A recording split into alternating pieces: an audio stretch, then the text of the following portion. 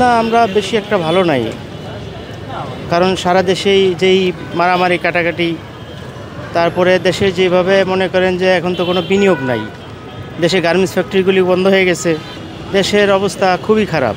নির্বাচন হইলে ঠিক হইতে পারে, কারণ এইভাবে তার দেশ চলতে পারে না, কারণ এখন চলাফেরা করা আমাদের সবারই সমস্যা। না, নির্বাচন হইলে একটা সরকার আসলে মনে করেন যে তারা বড় বড় ডিসিশনগুলি নিতে পারে, ঠিক আছে, কারণ এই সরকারের তো কোনো বৈধতা নাই যে একটা বড় কোনো ডিসিশন নিতে পারবেন এটা, একমাত্র নির্বাচিত সরকারই এটা পারে।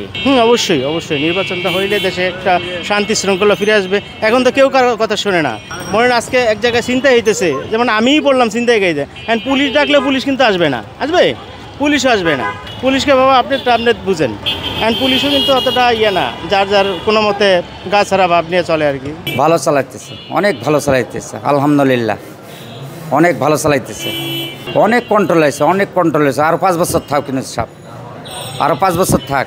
অনেক এই যে 8 মাস হয়ে গেছে, 8 মাস অনেক উন্নত হয়েছে, দেশটা অনেক উন্নত হয়েছে। দ্রব্যমূল্যের দাম, আলু খেয়েছি 80 টাকা কেজি, 40 টাকা কেজি, কত সব জিনিসের দামই তো কমে গেছে। না না, সুযোগ পাইতে, সুযোগটাই তো দিতেছে না, সুযোগ তো দিতেইছে না, তার সুযোগই তো দিতেছে না। ইনসাফরে দিতেছে না, সব দলের লোকই, কিছু কিছু লোক আছে তারাই তো দিতেছে না। আসলে সত্যি কথা বলতে কি, উনি তো বাংলাদেশের কালচার, বাংলাদেশের রাজনীতিবিদ না, উনার সম্মান সবার উপরে, সবই ঠিক আছে।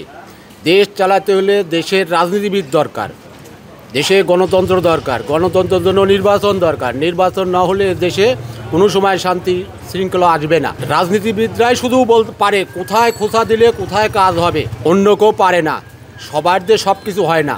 উনি ম্যান হিসাবে ভালো, এটা সবাই স্বীকার করে, কিন্তু দেশ চালানোর জন্য রাজনীতিবিদরাই ভালো পারে। বর্তমান সরকারটা বুঝি না, আমার যুদ্ধের পর থেকে দেখেছি, আমার যাই ভালো সন্ন্যাসী স্বাধীন হয়ে আয়, আমার পর লাস্টে তোর সাথে দেশ ছেড়ে পড়ে যায়।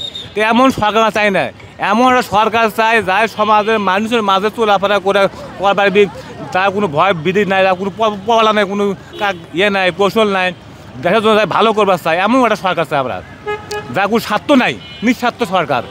ভালো চালাচ্ছে না এত তা না, ভালো চালালে তো এত আন্দোলন, এত আল্লাহ 30টা দিনে আন্দোলন, আল্লাহ 30টা দিন যানজট আমাদের দেশে, ঢাকা শহরে। আন্দোলনটা তো ডক্টর ইউনূস বলে নাই, বুঝছে না, বলে নেই, তাহলে আন্দোলনটা থামার দায়িত্ব কার? আন্দোলনটা থামার দায়িত্ব কার? তার ডক্টর ইউনূসের। তার এদিক দিক দেখালেই ভালো মন্দ, কী কারণে আন্দোলন হলো, কী কারণে এত গণ্ডগোল, সাধারণ লোকের এত সমস্যা। এই রাস্তাঘাটে চললে সারাদিন রিক্সাওয়ালা বাড়াচ্ছি মামা, এখন মতো 300 টাকা ভাড়া মারতে পারেনি যানজটের কারণে।